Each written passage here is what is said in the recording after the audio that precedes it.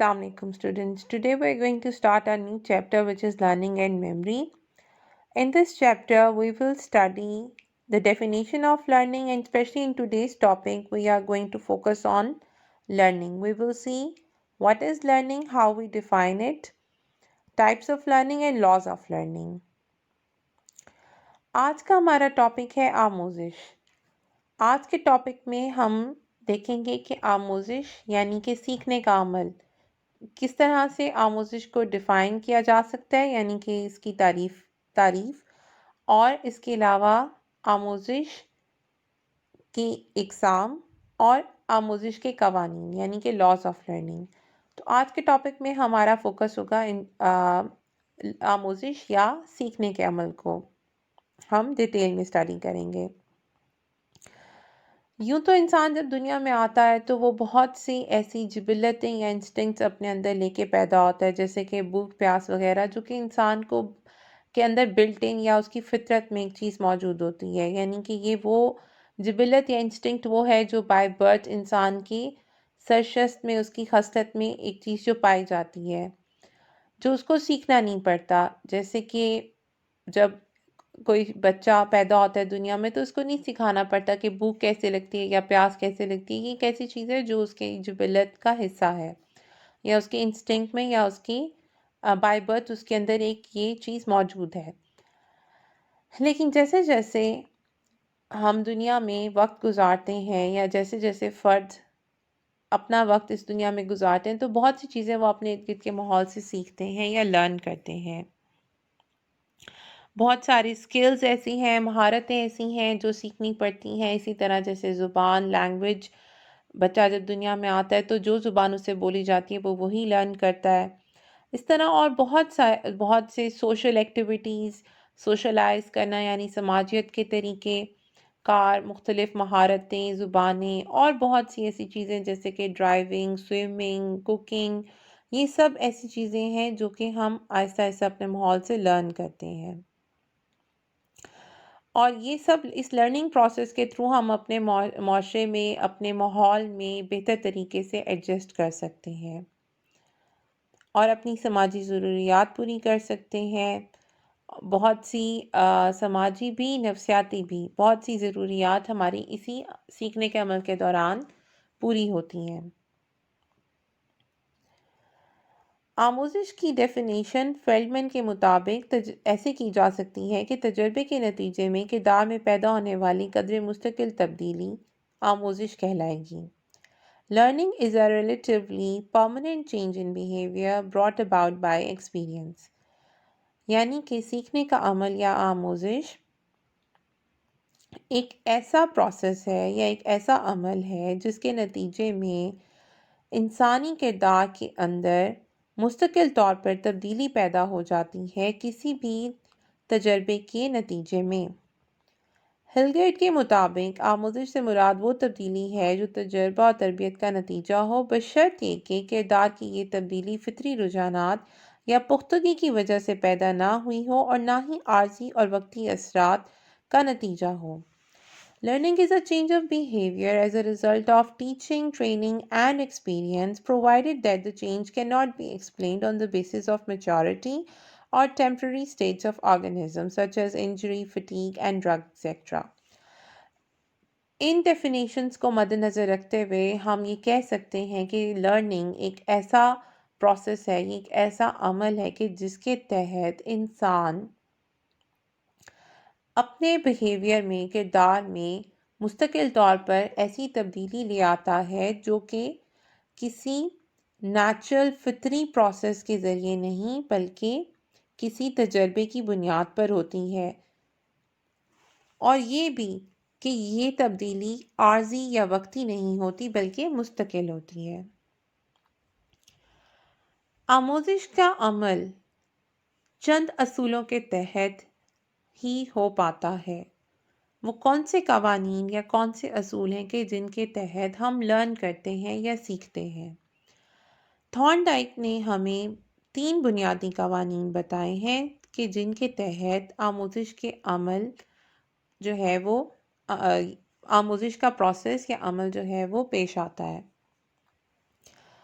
وہ 3 قوانین یا 3 لاز آف لرننگ ہیں: لا آف ریڈینس یعنی کہ قانون آمادگی، لا آف ایکسرسائز قانون مشق، اینڈ لا آف ایفیکٹ قانون تاثر۔ اب ہم ان لاز کو ڈیٹیل میں دیکھیں گے اور ان کو ایکسپلین کریں گے۔ لا آف ریڈینس سے کیا مراد ہے؟ آمادگی۔ آمادگی کا مطلب ہے کہ تیاری۔ اب 2 طرح سے سیکھنے کے لیے انسان تیار ہوتا ہے، ایک ذہنی طور پہ تیار ہونا اور ایک جسمانی طور پہ تیار ہونا، یعنی کہ آمادگی یا ریڈینس سے مراد ہے جسمانی آمادگی یا ذہنی آمادگی۔ جسمانی آمادگی کا مطلب یہ ہے کہ کسی بھی آموزش کے لیے جسمانی حالت کا سازگار ہونا۔ جیسے کہ یہاں ہماری بک میں ایک ایگزامپل دی گئی ہے کہ کمرہ جماعت میں بیٹھے ہوئے بعض طالب علم استاد کی بات سننے اور سمجھنے کے لیے آگے کو جھکتے ہیں، یا کھیل کے میدان میں دوڑ کے مقابلے کے لیے بچے جب ایک پاؤں باہر نکال کر آگے کی طرف جھکے اور اشارے کے منتظر ہوتے ہیں۔ یعنی when you are physically ready to learn something, your body is in a state of readiness and your body is ready to learn something new, and your body posture, your body condition, every way you're physically involved in that learning process. Then comes the mental readiness، ذہنی آمادگی۔ اس سے مراد کسی بھی چیز کو سیکھنے کی خواہش ہے یا تڑپ ہے، ذہنی طور پر آمادہ ہونا، تیار ہونا۔ اب یہ بات تو طے ہے کہ اگر کوئی شخص کسی کام کو یا کسی سیکھنے کے عمل میں دلچسپی نہیں رکھتا ہوگا، یا اس کی اپنی ذاتی دلچسپی نہیں ہوگی، یا وہ ذہنی طور پر آمادہ ہی نہیں ہوگا، تو وہ اس کام کو کبھی بھی بہتر طریقے سے لرن نہیں کر سکتا یا لرن ہی نہیں کر سکتا۔ ایک بچہ جتنا زیادہ تڑپ رکھتا ہوگا تعلیم حاصل کرنے کے، جتنا زیادہ شوق ہوگا اس کے اندر یا جتنی طلب ہوگی اس کو، وہ اتنے ہی اچھے طریقے سے سیکھے گا یا لرن کرے گا چیزوں کو۔ لیکن اگر کوئی شخص جو کہ مینٹلی طور پہ ریڈی ہی نہ ہو لیکن اس کو مجبور کیا جائے، تو وہ کبھی بھی اپنے لرننگ کے پروسیس کو بہتر نہیں۔ ان شارٹ یہ کہا جا سکتا ہے کہ اگر انسان مینٹلی طور پہ ریڈی یا ذہنی طور پر آمادہ ہوگا تو اس کا لرننگ کا پروسیس اس کو سیٹسفیکشن دے گا، اور اگر آمادگی نہیں ہے، ذہنی آمادگی نہیں ہے، تو آموزش بھی ناممکن ہے، کیونکہ جب تک ہم کسی چیز کو حاصل کرنے کی دل میں تڑپ یا خواہش نہ رکھتے ہوں تو تب تک ہم اس چیز کو حاصل نہیں کر سکتے اور ہم کوئی نئی آموزش کے لیے آمادہ بھی نہیں ہو سکتے۔ لا آف پریکٹس یا قانون مشق ایک بہت مشہور کہاوت ہے، practice makes a man perfect, یعنی کہ کسی بھی چیز کو سیکھنے کے لیے اس کی پریکٹس کرنا، مشق کرنا، ایکسرسائز کرنا، اس کو دہرانا ضروری ہے۔ کوئی بھی اسکل سیکھنے کے لیے جتنا اچھی پریکٹس ہوگی اتنی ہی اچھی لرننگ ہوگی۔ جیسے ہم کار چلانا تب تک نہیں سیکھ سکتے جب تک ہم ایک بار اس کو چلا کے نہ دیکھ لیں، یا جتنا بار بار اس کی پریکٹس کریں گے اتنا ہی اس میں مہارت حاصل کریں گے۔ اسی طرح کوئی بھی کھیل ہو یا کوئی اور مہارت ہو تو اس کی بھی جتنی اچھے سے پریکٹس کی جائے گی، لرننگ بھی اتنی ہی اچھی ہوگی۔ تیسرا قانون ہے لا آف ایفیکٹ یعنی کہ قانون تاثر۔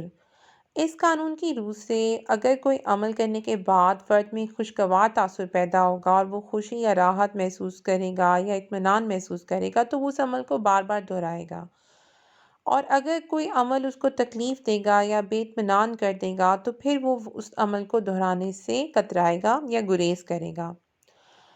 اس قانون کا بنیادی فلسفہ یہی ہے کہ کسی بھی عمل کو کرنے کے بعد یا کسی بھی عمل سے پیدا ہونے والا جو تاثر ہے وہ ڈٹرمن کرتا ہے یا اس بات کا تعین کرتا ہے کہ یہ عمل یا لرننگ ری انفورس ہوگی، یعنی کہ یہ اس میں یہ عمل پختہ ہوگا انسان میں یا نہیں۔ جیسے کہ یہاں پہ بھی بتایا گیا ہے کہ کسی بھی عمل کے پیدا ہونے یا پختہ ہونے کا انحصار اس عمل کے تسکین بخش نتیجے پر ہوتا ہے، اور اگر اس کے برعکس عمل کے ختم یا کمزور ہونے کا انحصار اس کے تکلیف دہ نتائج پر ہوتا ہے۔ ماہرین نے اس کی مثال اس طرح سے دی ہے کہ تسکین کو ریوارڈ یعنی کہ جزا کا جو ہے انہوں نے ماہرین نے تسکین کو کہا ہے کہ ریوارڈ یا جزا کہا ہے، جبکہ تکلیف دہ صورت کو سزا یا پنشمنٹ کا نام دیا ہے۔ یعنی کہ ریوارڈ اینڈ پنشمنٹ ٹیکنیک کے ذریعے ہی لرننگ کو رینفورس پازیٹیولی یا نیگیٹیولی رینفورس کیا جا سکتا ہے۔ تھارن ڈائک نے بھی یہ بات ثابت کی کہ آموزش میں یا تبدیلی کردار میں ریوارڈ اور پنشمنٹ کا کافی تعلق ہے۔ اب ہم لرننگ کے کچھ طریقہ کار یعنی کہ ڈیفرنٹ میتھڈز یا ٹائپس آف لرننگ پہ نظر ڈالیں گے۔ چند اہم آموزش کے طریقوں میں سے ایک طریقہ ہے learning by trial and error, آموزش بذریعہ صحیح و خطا۔ اس کے علاوہ آموزش بذریعہ بصیرت یعنی کہ لرننگ بائی انسائٹ، انسان اپنی بصیرت اپنی انسائٹ کے ذریعے جب آموزش حاصل کرتا ہے تو وہ آموزش بذریعہ بصیرت کہلاتی ہے۔ اس کے علاوہ ایک اور ٹائپ لرننگ کی ہے آموزش بذریعہ تقلید یا مشاہداتی آموزش، جس کو لرننگ بائی ماڈلنگ یا لرننگ بائی امیٹیشن کہیں گے۔ فورتھ ٹائپ ہے آموزش بذریعہ مشروطیت یا عمل تشرید which is a very important way of learning and it is called or known as learning by conditioning. In today's lecture, we are going to study learning by trial and error, learning by insight and learning by modeling or imitation. And in next lecture, we will discuss learning by conditioning. آج کے lecture میں ہم پہلی 3 اقسام کو study کریں گے جبکہ چوتھی قسم کو ہم اپنے نیکسٹ لیکچر میں کور کریں گے۔ اب ہم بات کرتے ہیں learning by trial and error کی، یعنی کہ آموزش بذریعہ صحیح و خطا۔ صحیح کا مطلب ہے کوشش کرنا اور خطا کا مطلب ہے غلطی، یعنی کہ غلطیوں سے سیکھنا۔ انسان ایک بار کچھ کرنے کی کوئی بھی کام کرنے کی کوشش کرتا ہے اور اس کوشش کے دوران اس سے کچھ غلطیاں ہوتی ہیں اور وہ ان غلطیوں سے سیکھتا ہے، اور جب نیکسٹ ٹائم اپنی اگلی کوشش میں وہ ان غلطیوں کو نہیں دہراتا اور اپنے آپ کو اس طرح ہر بار وہ امپروو کرتا ہے۔ یعنی کہ جتنے زیادہ ٹرائلز ہوں گے اتنے ہی زیادہ ایررز کم ہوتے چلے جائیں گے۔ ہر بار ہر ٹرائل یا ہر صحیح یا ہر کوشش سے انسان کچھ سیکھے گا، اپنی غلطی کرے گا، ان غلطیوں سے کچھ سیکھے گا اور اگلی ٹرائل میں امکان غلطی کا کم سے کم ہوتا چلا جائے گا، یہاں تک کہ ہم بالکل بغیر کسی غلطی کے کسی بھی اس کام کو سر انجام دیں گے جس کو ہم سیکھ رہے ہوں گے۔ یہ طریقہ کار تمام جانوروں میں بھی بہت عام ہے۔ آموزش کے اس طریقے میں کوئی بھی عضویہ انسان یا جانور جب کسی کام کو کرنا نہ جانتا ہو تو وہ کئی غلطیاں کرتا ہے، لیکن کام کو چھوڑتا نہیں بلکہ بار بار کوشش کرتا رہتا ہے اور بالآخر سیکھ جاتا ہے، اور ایسی آموزش کو آموزش بذریعہ صحیح و خطا یعنی کہ learning by trial and error کہتے ہیں۔ تھارن ڈائک نے کافی ایکسپیریمنٹ کیے۔ تھارن ڈائک کا ایک کافی مشہور ایکسپیریمنٹ ہے جو اس نے ایک کیٹ یعنی بلی کے اوپر کیا۔ اس نے ایک بھوکی بلی کو پنجرے میں بند کر دیا اور گوشت کو پنجرے کے باہر رکھ دیا۔ بھوکی بلی ادھر ادھر پنجہ مارنے لگی۔ شروع میں تو اس سے باہر نکلنے کا کوئی راستہ دکھائی نہ دیا، لیکن بالآخر کافی تگ و دو کے بعد اچانک اس کا پنجہ ایک لیور پر لگا اور پنجرے کا دروازہ کھل گیا اور اس نے باہر نکل کر گوشت کھا لیا۔ اس طرح بلی نے غلطیوں کے باوجود کوشش جاری رکھی اور خوراک حاصل کرنے میں کامیاب ہو گئی۔ بالآخر بار بار کوشش سے بلی نے یہ سیکھ لیا کہ جب بھی لیور پر پنجہ مارا جائے گا تو دروازہ کھل جائے گا اور خوراک ملے گی۔ یعنی کہ یہاں پر ہم دیکھتے ہیں کہ جانوروں میں بہت دفعہ ٹرائل اینڈ ایرر کے ذریعے وہ لرن کرتے ہیں۔ یہاں پہ پہلی دفعہ تو بلی نے اتفاق سے لیور دبایا اور پنجرہ کھل گیا، لیکن بار بار جب ہر اٹیمپٹ پر بلی نے لرن کر لیا کہ لیور دبانے پہ پنجرہ کھل جاتا ہے اور اسے خوراک مل سکتی ہے۔ تو یہ کافی جو ہے وہ مشہور ایکسپیریمنٹ ہے جو تھارن ڈائک نے کیا۔ نیکسٹ ٹائپ آف لرننگ ہے لرننگ بائی انسائٹ یعنی آموزش بذریعہ بصیرت۔ گیسٹالٹ ماہرین یعنی کہ کوفکا، کالر اور وردیمر، جن کا ذکر پہلے بھی آ چکا ہے gestalt laws of perceptual organization کے دوران جب ہم وہ ٹاپک پڑھ رہے تھے، تو ہم نے گیسٹالٹ اسکول آف تھاٹ کا بھی ذکر کیا، کوفکا، کالر اور وردیمر کا بھی ذکر کیا۔ آموزش بذریعہ بصیرت یعنی لرننگ بائی انسائٹ پہ ان ماہرین نے کافی کام کیا، ان کے کافی تجربات ہیں۔ ان ماہرین کے مطابق تمام جانور جاندار عقل و بصیرت کے ذریعے سیکھتے ہیں۔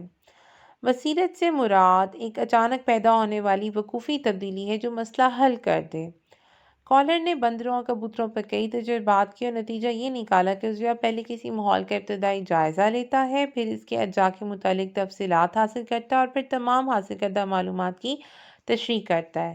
لرننگ بائی انسائٹ کے 3 امپورٹنٹ سٹیپس ہیں۔ سب سے پہلے ماحول کا جائزہ لینا یعنی کہ analysis of the surroundings and environment, پھر اس کے اجزاء کے متعلق تفصیلات حاصل کرنا to attain the details about the different components of the environment، اور پھر ان تمام معلومات کی ایکسپلینیشن دینا۔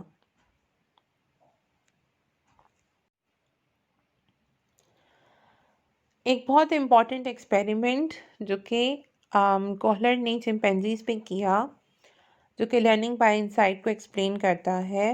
کالر نے چمپینزیز کو پنجرے میں بند کر دیا اور کیلوں کا ایک گچھا پنجرے کی چھت کے ساتھ لٹکا دیا اور لکڑی کے چند ڈبے یا باکسز بھی وہاں رکھ دیے۔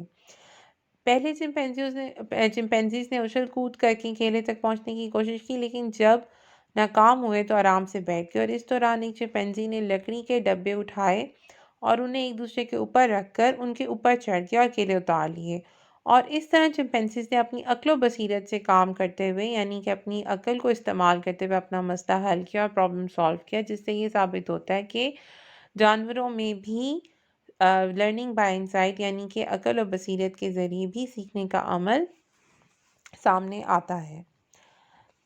Third type of learning observational learning اور لرننگ بائی امیٹیشن، مشاہداتی آموزش یا آموزش بذریعہ تقلید۔ امیٹیشن یا تقلید یا ماڈلنگ، فالو کرنا، تقلید کرنا، کاپی کرنا، دوسرے کو دیکھ کر سیکھنا یا آبزرو کر کے مشاہدہ کر کے سیکھنا۔ مشاہداتی یا تقلیدی آموزش سے مراد ایک ایسی آموزش ہے جس میں ہم کسی دوسرے شخص ماڈل کے کردار کے مشاہدے کے ذریعے سیکھتے ہیں، یعنی کہ وہ دوسرا شخص ہمارے لیے جو کہ رول ماڈل کا کام کر رہا ہوتا ہے، جس کو ہم فالو کر رہے ہوتے ہیں، اس کی تقلید کر رہے ہوتے ہیں، اور اس کے بیہیویئر کو دیکھ کر ہم ویسا ہی بیہیو کرتے ہیں۔ Observational learning is a learning through observing the behavior of another person۔ معاشرتی یا مشاہداتی آموزش پر البرٹ بینڈورا اور اس کے ساتھیوں نے بہت سارے ایکسپیریمنٹس کیے۔ البرٹ بینڈورا کا کہنا تھا کہ ہم زندگی میں جتنا کچھ بھی سیکھتے ہیں اس کا زیادہ تر حصہ مشاہداتی یا تقلیدی آموزش پر ہی مشتمل ہوتا ہے، یعنی ہم جو کچھ جانتے ہیں وہ صرف تعلیمی یا تربیتی اداروں سے ہی نہیں سیکھتے، بلکہ بے شمار چیزیں صرف دوسروں کے کردار کا مشاہدہ، ان کی تقلید یا نقل کر کے سیکھتے ہیں۔ مثلا چھوٹے بچے گھر میں اگر کسی کو نماز پڑھتا دیکھیں تو وہ بھی ویسا ہی کرنے لگتے ہیں۔ مشاہداتی طریقے سے ہم صرف مثبت کردار ہی نہیں سیکھتے بلکہ بہت سے منفی کردار بھی سیکھ لیتے ہیں، یعنی کہ جن گھروں میں والدین یا گھر کے بڑے گالیاں دیتے ہوں تو چھوٹے بچے بھی گالیاں سیکھ لیتے ہیں، یا والد کو سگریٹ پیتا دیکھ کر بھی بچے اسی کے عادی بن سکتے ہیں۔ اس طرح آموزش کے ذریعے کئی نفسیاتی مسائل کا علاج بھی کیا جاتا ہے۔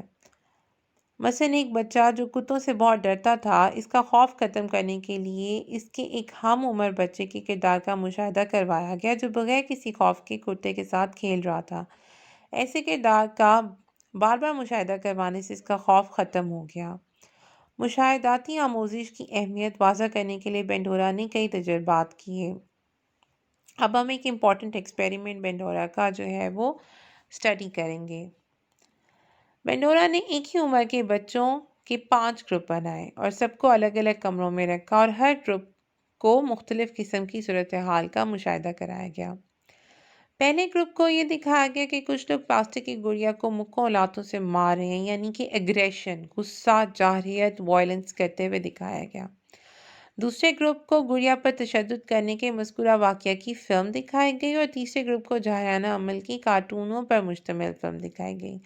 چوتھے گروپ کو کسی مشاہدے سے محروم رکھا گیا اور پانچویں گروپ کے بچوں کو گڑیا کے ساتھ چند لوگوں کو محبت اور شریفانہ طریقے سے پیش آتے دکھایا گیا، یعنی کہ انہوں نے 5 گروپ بنائے بچوں کے اور پانچوں گروپ کو ڈیفرنٹ ماحول میں رکھا گیا جہاں پہ ان کے ارد گرد ڈیفرنٹ سچویشنز یا ڈفرینٹ صورتحال کا مشاہدہ یا جائزہ لینے کا ان کو موقع دیا گیا، یہ دیکھنے کے لیے کہ بچے اپنے ارد گرد کے ماحول سے کس طرح سے اثر انداز ہوتے ہیں اور کیا لرن کرتے ہیں۔ بعد میں ان تمام گروپوں کو ایک ایک پلاسٹک کی گڑیا دی گئی اور ہر گروپ کے بچے کا چھپ کر مشاہدہ کیا گیا کہ انہوں نے گڑیا کے ساتھ ویسا ہی طرز عمل یا بیہیویئر یا کردار پیش کیا جیسا انہوں نے سلوک ہوتے ہوئے دیکھا تھا۔ اور بنڈورا کے نزدیک مشاہداتی آموزش 4 مراحل پر واقع ہوتی ہے۔ فرد پوری توجہ سے دوسرے شخص کے کردار کے اہم پہلوؤں کا ادراک کرتا ہے۔ پہلے مرحلے میں دوسرے فرد یعنی کہ جو ارد گرد افراد ہوتے ہیں یا اسپیشلی وہ افراد جن کی کمپنی میں آپ زیادہ وقت گزارتے ہیں یا جو کہ آپ کے زیادہ قریب ترین ہوتے ہیں یا جن کا انفلوئنس بہت زیادہ ہوتا ہے آپ پر، اسپیشلی ان افراد کے کردار کا بہت ہی بغور جائزہ کیا جاتا ہے، ان کا ادراک کیا جاتا ہے۔ دوسرے مرحلے میں اس کردار کو یاد رکھا جاتا ہے۔ تیسرے مرحلے میں ویسا ہی عمل خود کیا جاتا ہے اور چوتھے مرحلے میں فرد میں مستقبل میں بھی ویسا ہی کردار سیکھنے اور اسے اختیار کرنے کی تحریک ہوتی ہے۔ جو 4 امپورٹنٹ سٹیجز ہیں جن کے ذریعے انسان ماڈلنگ یا امیٹیشن کے ذریعے سیکھتا ہے یا لرن کرتا ہے۔ According to Bandura, learning can occur by watching others and then modeling what they do or say. This is known as observational learning. There are specific steps in the process of modeling that must be followed if learning is to be successful. These steps include attention, retention, reproduction and motivation. یعنی کہ توجہ، retention اس کو یاد رکھنا، reproduction ویسے ہی عمل کو دہرانا، and motivation یعنی کہ فیوچر میں اسی عمل کو دوبارہ دہرانے کی موٹیویشن یا تحریک کا موجود ہونا۔ In this picture, we can see the experiment that Kohler conducted with chimpanzees. As you can see that in this picture, chimpanzees are behaving the way as we have discussed the experiment.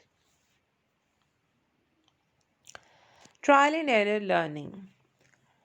The type of learning occurs when an organism attempts to learn by undertaking a number of alternative behaviors or trials and makes a number of incorrect choices or errors before the desired behavior is learned.